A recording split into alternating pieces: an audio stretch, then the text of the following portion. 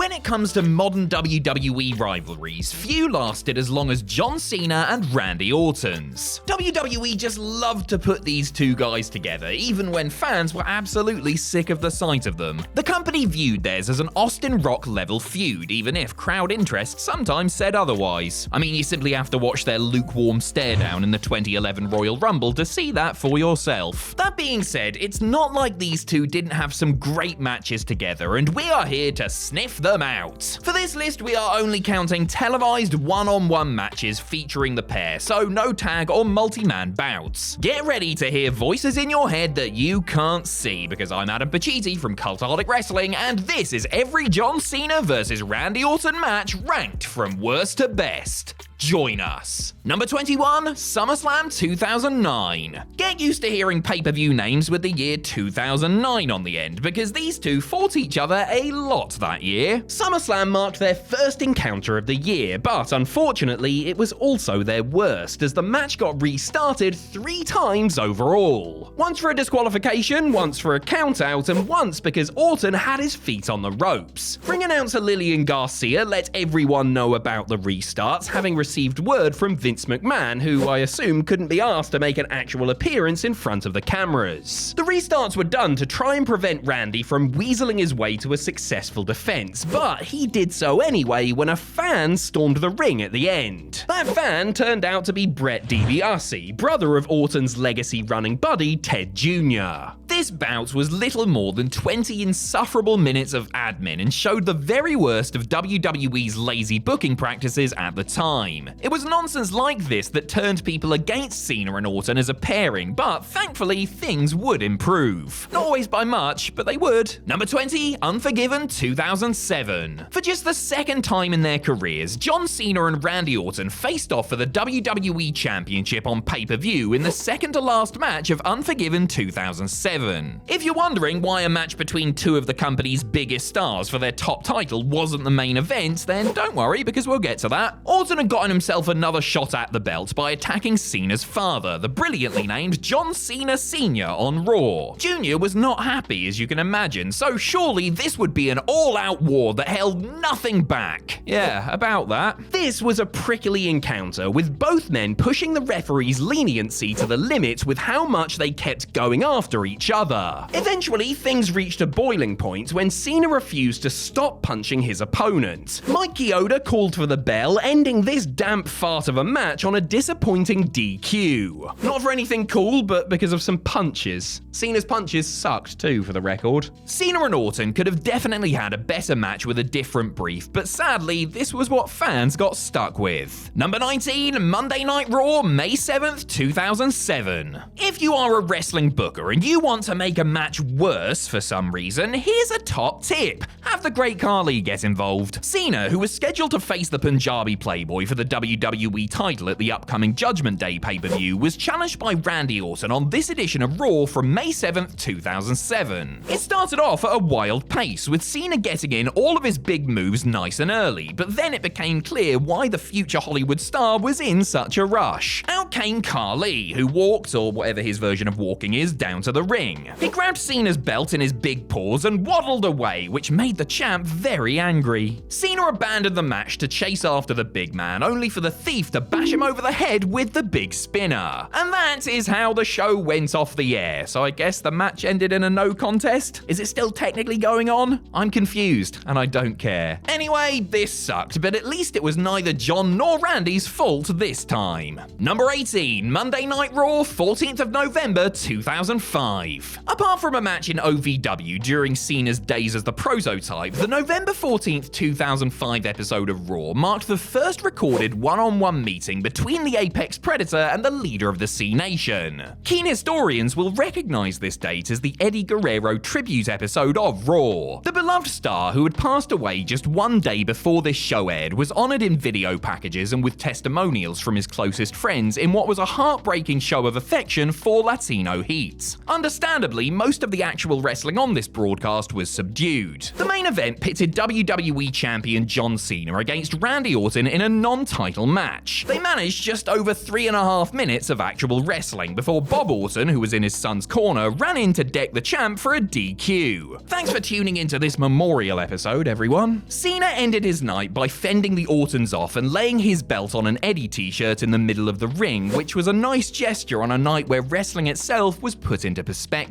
Number 17, Royal Rumble 2014. Those of you suffering from 2014 Royal Rumble related PTSD might want to skip ahead a few minutes here. Whilst this night is most famous for fans turning on the titular match because Daniel Bryan wasn't in it, something else happened that really got up viewers' noses. Cena and Orton, whose routine had gotten very old by this point, were booked in yet another WWE Championship match which literally nobody wanted to see. It didn't help that it followed the formula that so many of their other clashes had done over the past decade without a stipulation to save the day. The fans in attendance began dunking on the two superstars hard, which ironically made this boring match more fun to watch. It gets a few extra points for trying a handful of new things, each man hitting the other's finisher was nice, but when Orton won after Wyatt family meddling, yet another case of a match with these two not having a proper finish, everyone was done. Although this was the final title match Cena and Orton would ever have, so I guess that makes it historic? Still sucks though. Number 16, Monday Night Raw, 18th of February 2008. The build to WrestleMania 24 in 2008 was really weird. Super Cena won the Royal Rumble after coming back from an injury super early, but opted to challenge WWE Champion Randy Orton at No Way Out instead of WrestleMania. That match ended via DQ, so it looked like Orton would be facing Triple H at Mania instead. Cena wasn't having it though and demanded another shot. He was promised that if he could beat Orton in a singles match on TV, he could join the Mania match. Also, that match would take place on the February 18th Raw and Triple H would be the special guest referee. Nope, can't see any issues with objectivity there, none whatsoever. The confusing story behind this match wasn't helped by the fact that the participants were severely off their game. There was just no chemistry between the pair on this night. Maybe they were shy because the game was there. I've heard he's quite intimidating in person. Cena won with an FU, which made Randy look weak before his big title defense and made Triple H look dumb for allowing somebody else to crash his big moment. Bad times all round this one. Number 15, Monday Night Raw, 19th of February 2007. John and Randy wouldn't wrestle a second one-on-one match for well over a year after their first, which is actually a pretty long time between meetings for these two. Their next outing came in the main event of the February 19th, 2007 Raw, when WWE was well on the road to WrestleMania 23. Orton had already been involved in the show, helping his rated RKO partner Edge win a Money in the Bank qualifier, which is an important detail that we will come back to shortly. Another non-title affair, even though Cena was WWE champ, the two OVW alumni had a fairly decent, if uninspiring TV match that was given plenty of time to breathe. Mainly because there wasn't a cast-wearing cowboy to get involved. That's not to say there wasn't some interference though, as the match ended when Edge returned the earlier favour by spearing Big Match John out of his jorts to save his partner from the FU. He did also cost him the match, but,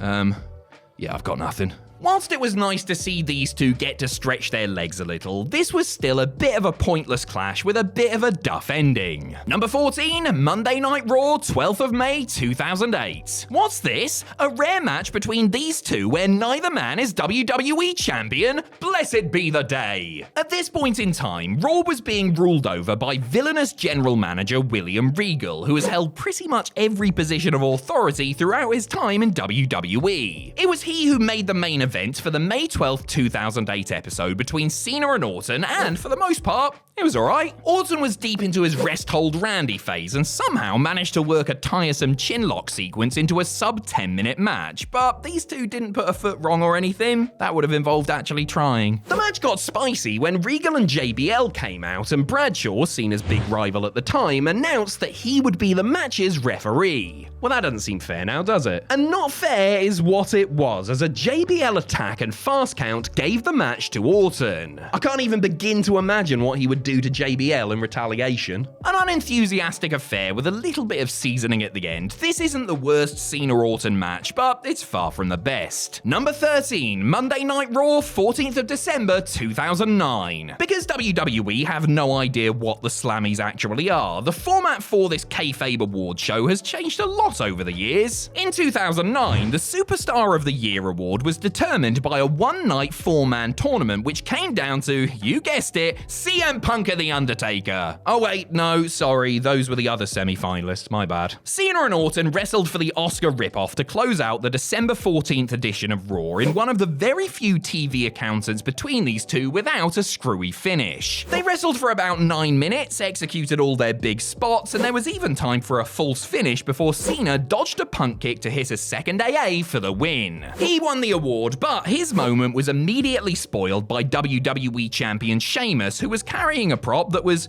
actually worth something. I can't get across just how unspecial this match is, but in the face of some of the other stuff we've seen between these two, this was basically Flair versus Steamboat. Honestly, Cena and Orton always do their best work without silly booking in their way, and that was the case here. Number 12, Monday Night Raw, 25th of October 2010. This match from October 25th, 2010 was actually a champion versus champion match, as Orton was WWE champ while Cena was in possession of tag team gold. Who with, I hear you ask? Why, only his most famous partner of them all, David Otunga. What a magical time that was. Yes, this is when we were knee-deep in the Nexus storyline, which means you should probably grab yourself a vomit bag. Wade Barrett was with Cena as he took on the Viper in this non-titled Raw main event, and the winner would decide who the referee would be for Wade's upcoming title match at Survivor Series. This was an alright showing from these now familiar foes, full of decent moments for a TV affair. Surprise, surprise, this ended in another DQ, though it was actually done for a reason this time. Barrett clotheslined Cena outside of the ring to give him the win, thus ensuring that he got to choose his own referee. Pretty damn smart. As big-brained as this was, it did still hurt the match's ending, which is why it's not that high up on the list. Still, I'll take this over anything involving the Great Khali any day. Number 11, Monday Night Raw, 22nd of September 2014. At the time of recording, this is the last time these two legends have fought each other on WWE Raw. The date was September 22nd, 2014. A day after Cena had his chances of becoming WWE Champion at Night of Champions 2014 dashed by Seth Rollins, the fluorescent goody two-shoes attempted to get his hands on the Architect, who promptly hightailed backstage. As if to punish him for his insolence, the Authority then booked Cena against Orton later in the evening. They got the main event spot, of course, and the deck was stacked against Cena as Orton had Kane and Rollins in his corner. The two men were very clearly on autopilot for this match, but since they had doctor-patient levels of intimate knowledge about each other, they were still able to pull off a half-decent performance. Cena countered an RKO into the STF, which prompted his buddies to get in the ring and stomp the Peacemaker to death. Hooray! Another DQ finish. Why do these two hate me so much? Hey, at least the match that came before this all-too-predictable move wasn't a complete car wreck, and it would lay the groundwork for another Cena-Orton clash that would turn out to be much better.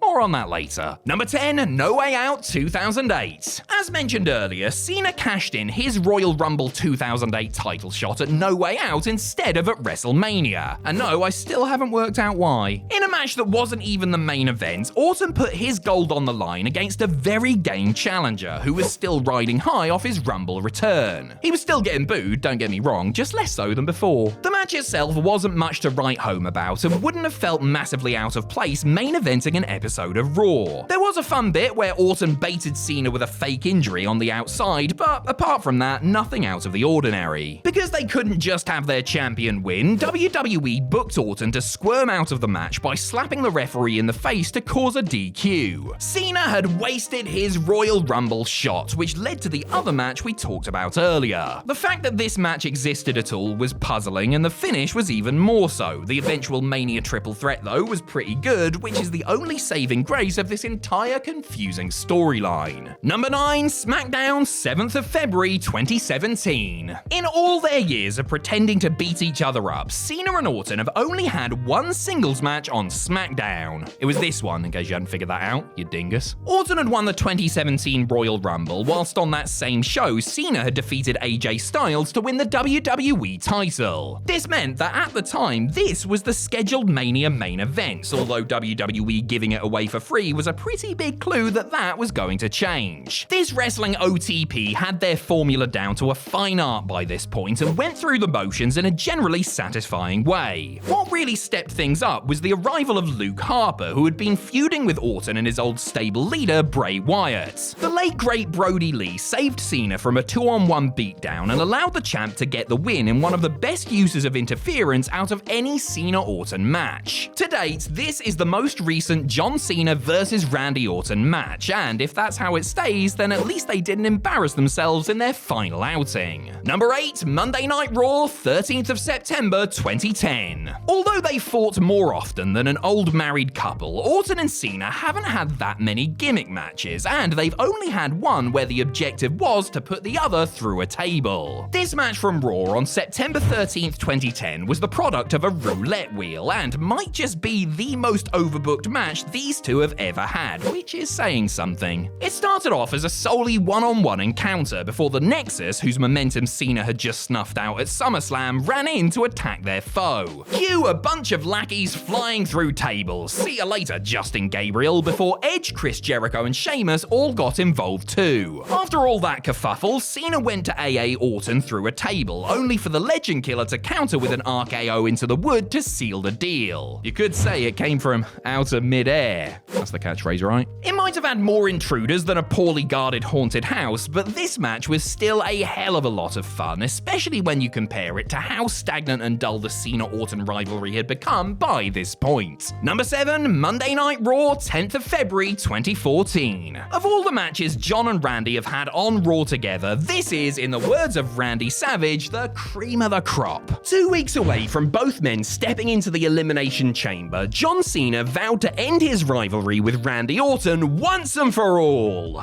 Yeah, good luck with that one. This was just 2 weeks removed from their Royal Rumble fiasco, and I'm thrilled to say that this match was significantly better. Orton and Cena got 20 whole minutes to play with, by far their longest non-pay-per-view match. On the whole, they used them well. Nobody would call this pay-per-view quality, but it certainly felt a step above their usual fodder. Hey, maybe they both felt guilty about the Rumble. They certainly should have. Cena managed to score a clean victory over the man with 2 belts, continuing a story where Orton lost consecutive matches to his various opponents heading into the chamber, creating the sense that anyone could potentially walk out as champ on the night. Well, anyone but Christian, that is, since he was the one man who couldn't get a W over his former rival. Captain Dickhead, more like. Number 6, TLC 2013. After 11 years of Raw and SmackDown having their own top titles, WWE got sick of having to keep track of 2 different belts and decided to unify them at TLC 2013. WWE Champion Randy Orton versus World Heavyweight Champion John Cena was supposed to feel like a match for the ages, because in WWE's mind, this was the current generation's version of Hogan and Piper. Even so, this being a TLC match with such gargantuan stakes was promising, and for the most part, that promise was met.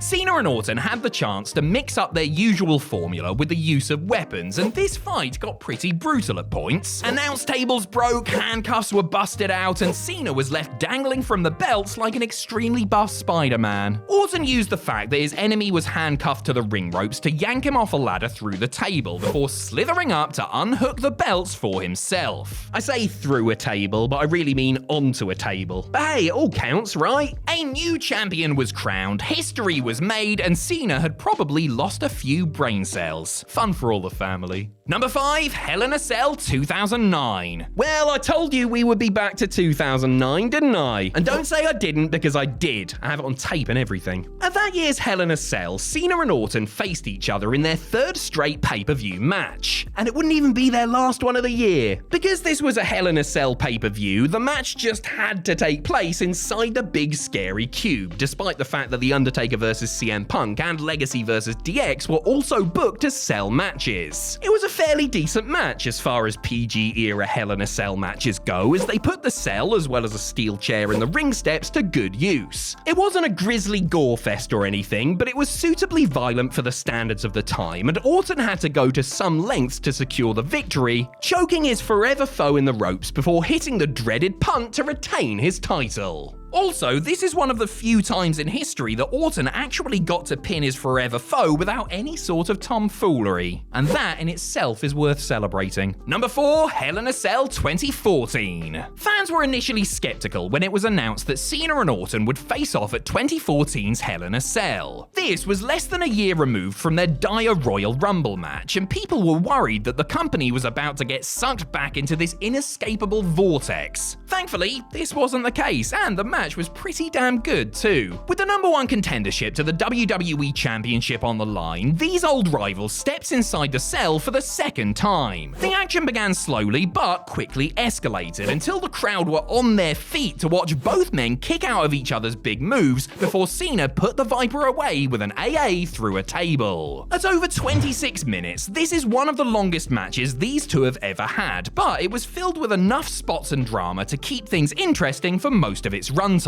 It wasn't the most vicious cell match ever, but that's mid-2010s WWE for you, isn't it? At time of recording, this is the last time Cena and Orton have faced off on pay-per-view, and they can both be happy with their efforts. Number 3, SummerSlam 2007. From Orton and Cena's last pay-per-view match to their first pay-per-view match. See, we're not as bad at this whole list-making thing as you might think. At SummerSlam 2007, Big Match John was the defending WWE champion, putting his title on the line against the Legend Killer one-on-one for the first time. This was Cena and Orton before their endless feud, when this matchup still felt fresh and exciting as a clash between two rising stars. As a result, the match was fantastic, a proper heavyweight affair with each participant bringing their A-game in search of the top prize. Punts were dodged, RKOs were kicked out of, and STFUs were broken before Cena defeated his forever foe with a resounding FU. In terms of big-time WWE-style main events, this followed the formula perfectly. It might have been a bit more interesting if Orton had won, as Cena was almost a year into his reign at this point, but even this flat result couldn't dampen what was a well-constructed athletic showcase. Unfortunately, their rematch at Unforgiven the next month would not be as spectacular, but we don't need to bring up that abomination for a second time.